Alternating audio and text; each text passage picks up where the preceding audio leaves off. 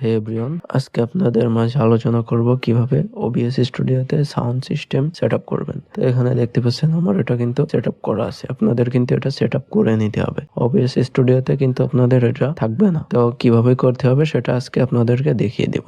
তো চলেন শুরু করা যাক। তো সর্বপ্রথম আমাদেরকে ক্রোম ব্রাউজারে যেতে হবে। আমি ক্রোম ব্রাউজারে আসলাম, আসার পরে এখানে রিপ্লাক্স লিখে সার্চ করতে হবে। তো আমি এটা লিখে সার্চ করে নিলাম। তারপর প্রথম যে ওয়েবসাইটটা দেখতে পাচ্ছেন ওই ওয়েবসাইটে চলে যেতে হবে।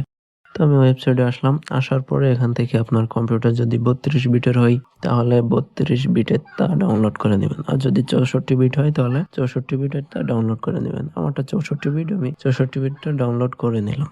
নেওয়ার পরে এবার এটা ইনস্টল করার পালা। তো এখান থেকে এগ্রি দিতে হবে, নেক্সট দিতে হবে, তারপর ইনস্টল করতে হবে। তো আমার এটা কিন্তু ইনস্টল হয়ে গেছে অলরেডি। তারপরে এবার আমাদেরকে ওবিএস স্টুডিওতে আসতে হবে। আসার পরে যে সাউন্ড সিস্টেম এখানে 3 ডট দেখতে পাচ্ছেন, ওখান থেকে ওই যে ফিল্টার দেখতে পাচ্ছেন, ফিল্টারে আসতে হবে। আসার পরে এখান থেকে প্লাস চিহ্ন দিয়ে যে একদম লাস্টে যে অপশনটা দেখতে পাচ্ছেন ওই অপশনে চলে যেতে হবে। তো এখান থেকে আসার পরে ওকে করে দিতে হবে। দেওয়ার পরে এই যে এখানে যে রেজ নামে যে অপশনটা দেখতে পাচ্ছেন ওই অপশনে চলে যেতে হবে। ওপেন প্লাগ এই অপশনে চলে আসতে হবে। আসার পরে এখানে চলে আসতে হবে।